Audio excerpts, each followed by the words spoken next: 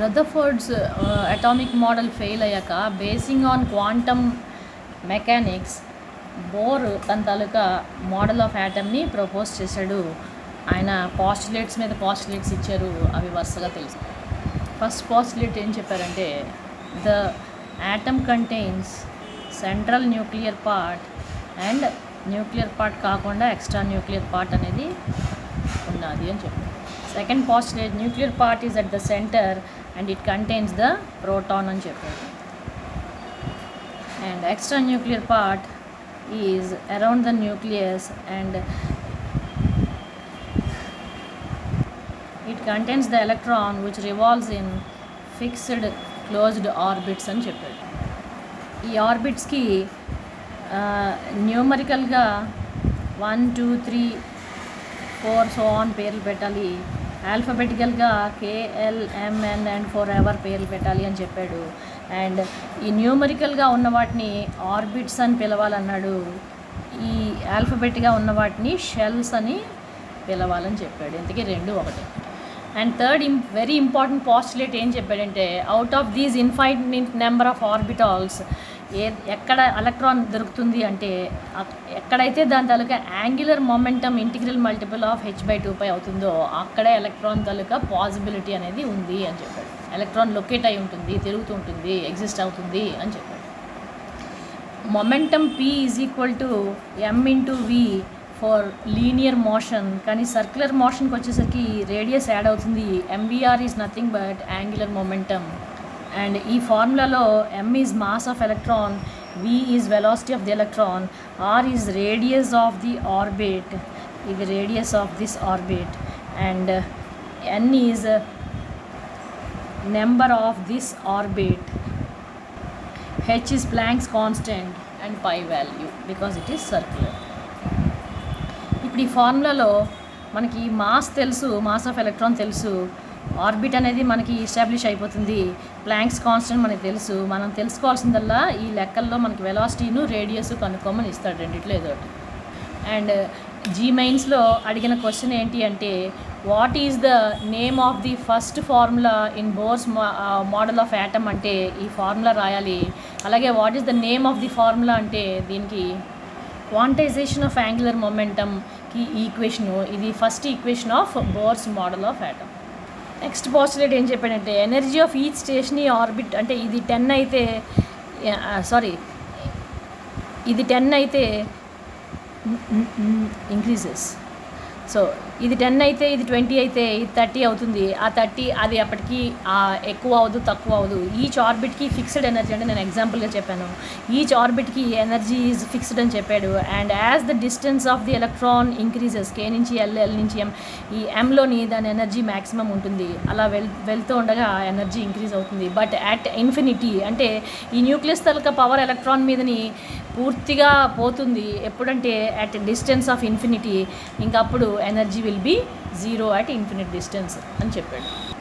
Next పాస్టులేట్లో until and unless electron revolves in any of the stationary orbit, అందులో ఉన్నంతసేపు దాని ఎనర్జీ 10 అయితే 10 ఎప్పటికీ ఉంటుంది. అది 10 12 అవ్వదు, 10 8 కూడా అవ్వదు. It will neither lose nor gain energy. And lowest energy state ఏదైతే ఉందో 1లో అది ground state, and other than the ground state others are excited state. And this means n 1 అయితే కనుక అది దాని గ్రౌండ్ స్టేటు, దాని first excited state will be 2, and దాని second excited state will be 3, and fourth excited state will be 5, so on and so forth.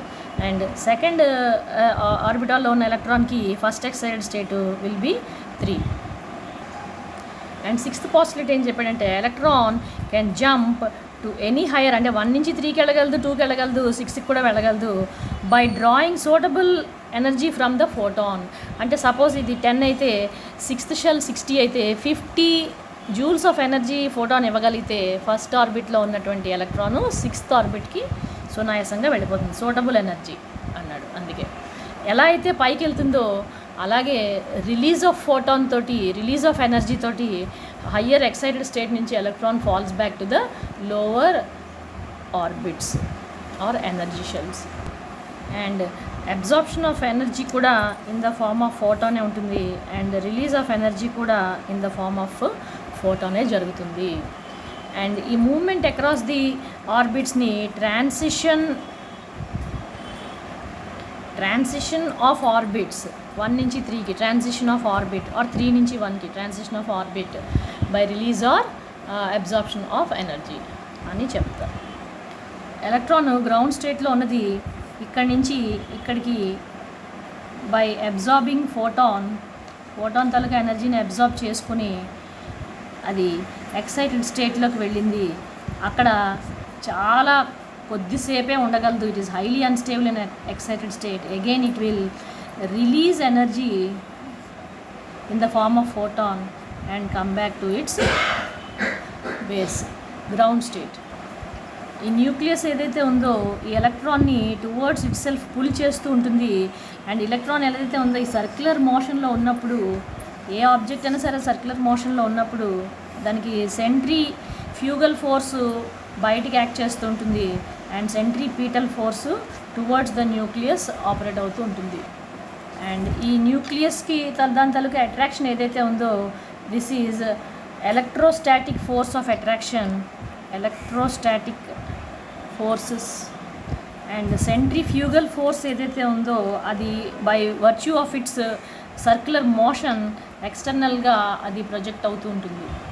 And ఈ రెండు charges మధ్యలో ఉన్న రేడియస్ ఏదైతే ఉందో and this force is given by the equation Coulomb's electrostatic forces Q1 Q2 by R² with K constant.